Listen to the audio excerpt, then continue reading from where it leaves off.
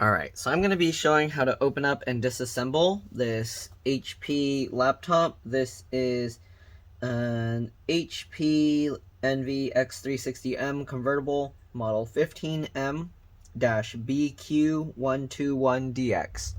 Alright, so first thing we're going to do is remove this plastic cover here. Alright, so if you can use your fingernails or a plastic pry tool. It looks like this adhesive here is very thin, so it's going to be a little difficult to remove. I'm going to use a needle here and just get underneath.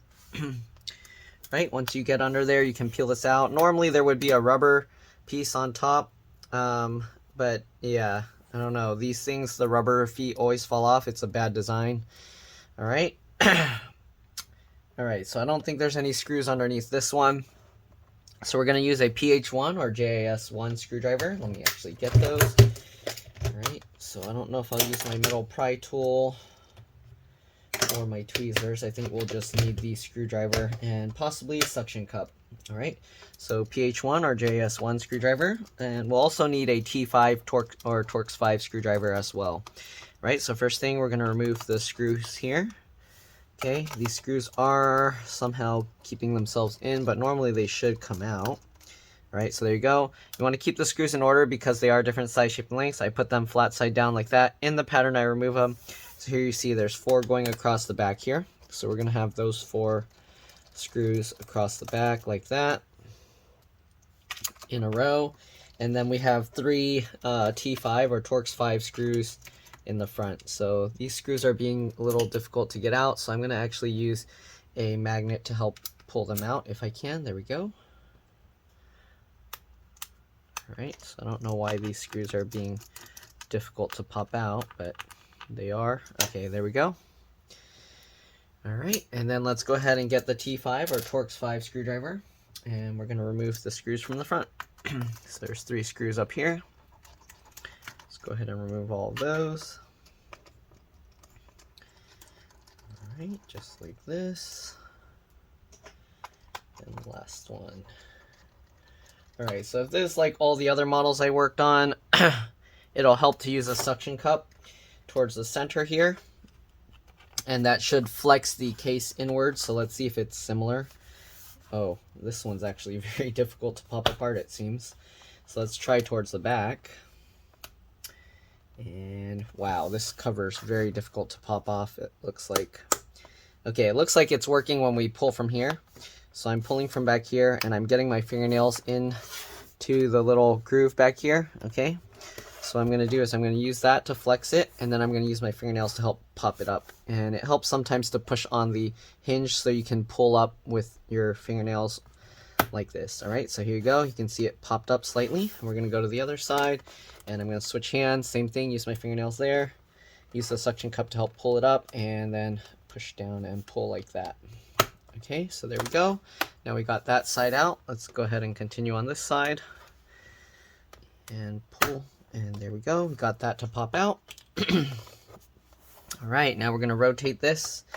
And let's see if we can get these sides out easily. Okay, oh actually it came out pretty easily. So I was just kind of pulling on this and it popped out on its own.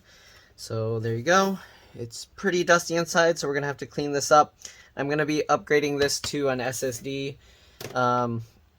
So let's see, I'm gonna have to see how much storage the customer has on here, but yeah, anyways, oh, they didn't shut it down. Okay, so we're gonna want to shut it down, of course. So the computer's on right now. Let me do that. I'm gonna shut it down and I'll be back. All right, see you guys in a bit. All right, I'm back. So I got it to turn off, and I also cleaned out the dust a little bit. All right, there was quite a bit of dust. This battery is actually kind of going bad. It's hard to see in the camera, but you can see. Here you go, it's somewhat inflated. If you need a replacement battery, model number is LK03XL. If you can't find that, you can try the HP spare part number here, 916814-855. Alright, so if you want to be safe, you can remove the battery first. Keep in mind, removing the battery will reset the BIOS or the CMOS or the RTC, whatever you want to call it. Alright, so there is no separate BIOS battery in here. This battery acts as the BIOS battery. Anyways, let's go ahead and remove the 4 screws along the top. of the battery. Again, you want to keep all the screws in order because they are different size, shape, and lengths. So I'm putting these 4 screws in a row. Okay. And then we're going to remove the 2 screws down here.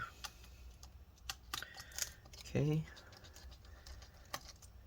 All right. Now that we've got all 6 screws out, we can go ahead and remove the battery. So to do that, just get underneath here. You can use plastic pry tools, and then you just lift the battery up. Oops, I missed one. There's one more screw down here.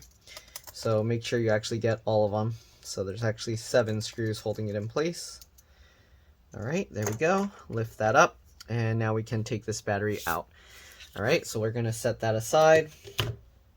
Next thing you want to do after removing the battery, you want to slowly, carefully open up the computer and then press and hold the power button for 15 seconds. This will drain any residual power and it will make it a lot safer to work on, right? It's very important to do this, especially if you're going to do anything that has to do with the screen or the LCD LVDS connector. All right. So there we go. I'm not going to be taking everything out, but yeah, we're just going to do a quick look around inside. So first thing I'm going to do is take out the hard drive here because my customer wants me to upgrade this to an SSD because they said it's slow. So we're going to take the hard drive out. So to do that, just flip this latch up here. Okay, once you do that, you can disconnect the hard drive cable from the computer just like this. All right, just wiggle and pull it back. All right, there we go. All right, and then now we're going to pull this hard drive out. I don't see anything that's kind of holding it underneath, so it looks like you can just pull this up. All right, it is held in. It's kind of sticky, the rubber, so it's kind of, as you can see, it's coming out weird. All right, so we're just gonna keep working to pull this out. Huh, the whole rubber piece is coming out separately from the hard drive, which is weird.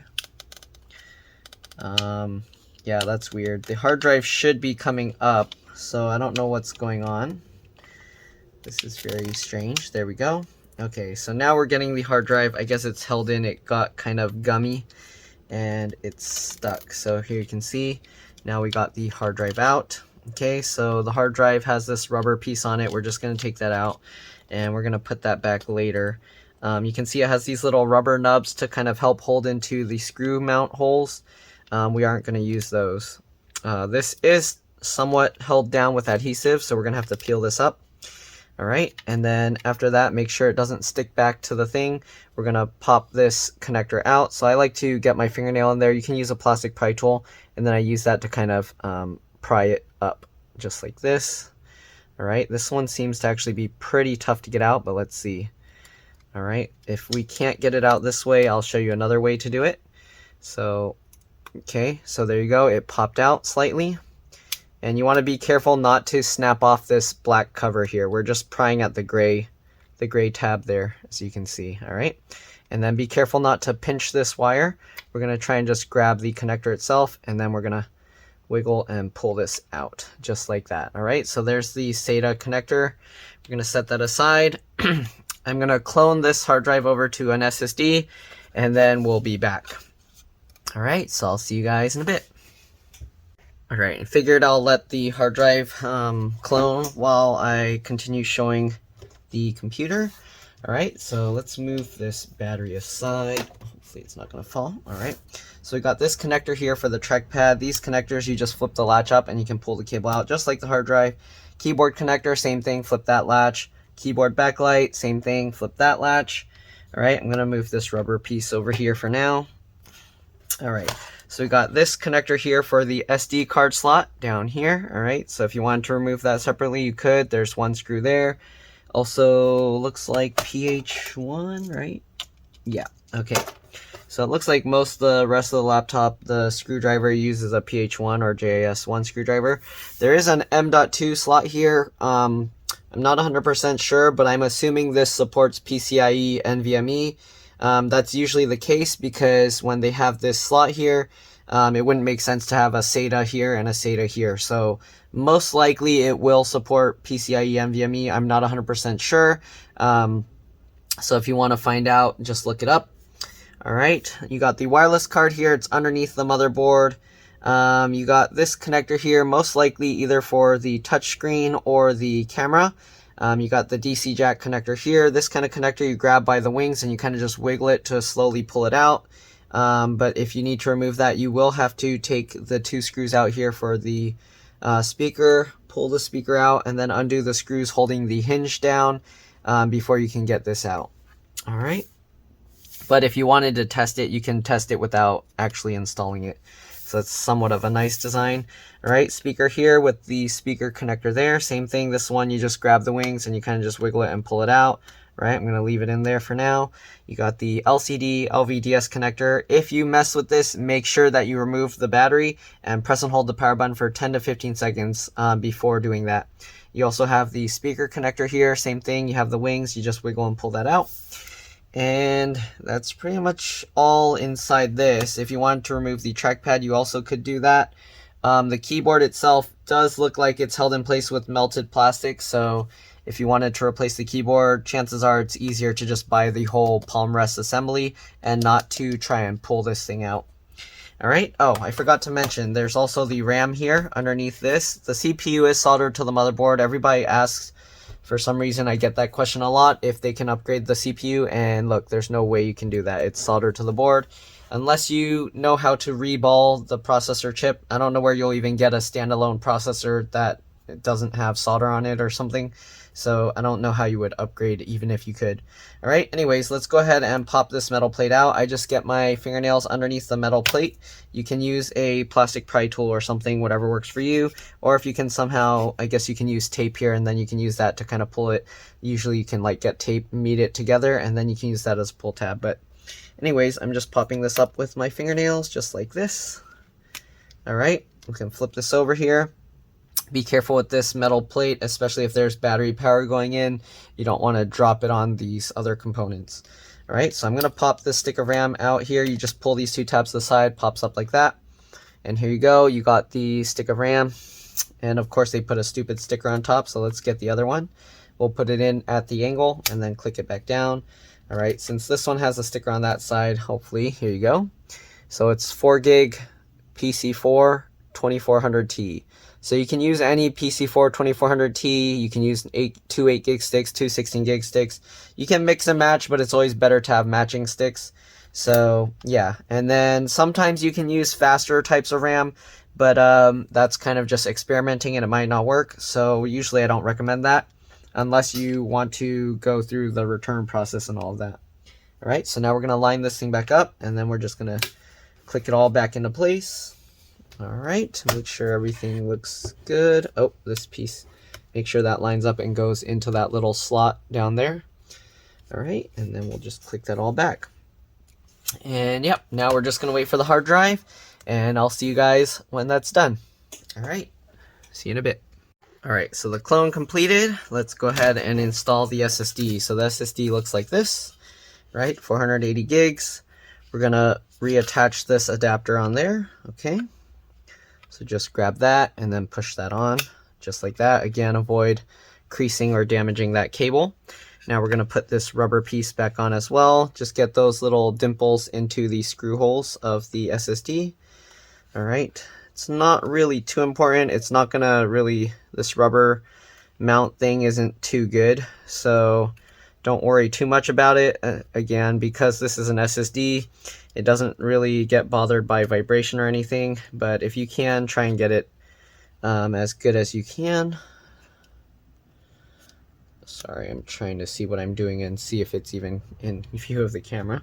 Anyways, let's go ahead now and drop this thing in place. It's going to be a little bit tricky to get this in, but yeah, as long as you kind of get it somewhat lined up. Okay, so here you can see this one's popping up a little, so just get that in. All right, and then we're going to flip that latch back up. Make sure to get this cable in properly. All right, get that all lined up and get that in. It helps to push the blue tab here, okay? And then while you're holding the blue tab, slide your finger over the latch to lock it down. All right, next thing we're going to do is we're going to put the battery back in. Okay, again, this battery also acts as the BIOS or CMOS battery. So when we go to power this back on, it's gonna be the BIOS is gonna be reset. All right, so we line this up first, and then we go ahead and push down there. All right, now let's go ahead and get back all the screws. So we got the 4 going along the top part of the battery, and then we got the 3 going along the bottom. So let's just get all of these in. If your trackpad is having problems clicking, you'll want to check the battery as well. A lot of times a bulging battery can push against the back of the trackpad, making it so that you can't click the touchpad. All right, so we got the 4 screws in the top in. Let's go ahead and get the 3 screws in the bottom now. Just like this. That one down there. And then we got the last one here. Okay, let's go ahead now and power this up, make sure it's working okay before we close the bottom cover. All right, so I'm just gonna slowly, carefully open up the computer. And we're gonna push the power button. A lot of the time you might need to plug it in, but it sounds like it's turning on, so we're probably okay. And again, because the BIOS was reset, it might take a while to start up. So here you go, CMOS reset. Oops, sorry. So the CMOS or the BIOS was reset. It tells you to press enter here. So let me turn this around. Okay, so it says enter to reboot the system. And a lot of times when you do that, you're going to have to set up the date and time again. Otherwise, it's going to be messed up. So here you see the little thing is loading. It's too bright. You can't see. There you go. So Windows is loading right now. And also, after installing new hardware like this, it's always a good idea to restart the computer one time. So I'm going to go here, and then I'm going to push restart. I don't know if you can see, but it's always a good idea to restart one time because Windows 10, the way shutting down works, it doesn't reset the system files. So it's always a good idea to do a regular restart. And again, there is an M.2 slot, so if you wanted to keep the other hard drive for storage, you can do that, but you will want to format that drive so it doesn't accidentally boot from it. Alright, so it looks like it's good. Here we go. Alright, let's close this up and put it all back together. So you got it like that. Let's zoom back out a bit. Okay, a little bit more. There we go. Alright, so let's go ahead and put the bottom cover back on. I don't know if you wanted to see, I didn't really show the bottom cover clips, but that's what it looks like. Okay, so now we're just going to put it back the opposite way. So because we pulled this up like that, we're going to put the bottom side in first. All right, you want to kind of see if you can click those things in. All right, click that all in, and then work your way up to the back where the hinges are, and just click everything into place. All right, and that inflating battery is kind of making it a little bit bulging. You can hear it kind of clicking itself back up. All right, so let's go ahead and get the 4 PH1 or JS1 screws back here. All right, just like that.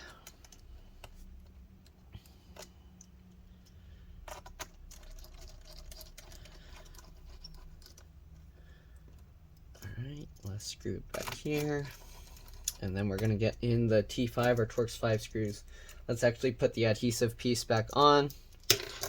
All right, and other than that, we're pretty much good to go. Hopefully this video helped you guys. If it did, again, please like, subscribe, share my channel with others. If it helped you save a bunch of money, please consider contributing a little to the channel. Every little bit helps and allows me to continue making these videos for a living. All right. Let's go ahead and get all of this back in, just like this. Again, these are customer computers. These aren't my laptops. I don't own these, so by the time you see this video, I won't have it anymore. So hopefully any questions you have, make sure to watch the video all the way through and see if they're answered there. If they're not, feel free to ask them, and I'll try and answer your question. If I don't know the answer, Google might be your best bet. Feel free to post your question and answer in the comment section below to help out other viewers. All right, so there we go. And that's pretty much it. So thanks for watching. Alright, oh, the magnet keeps flipping this screw all over the place. So I gotta hold that down. There we go. Alright, everything's back in. Thanks for watching, and I'll see you all in the next one. Alright, let's drop this spike.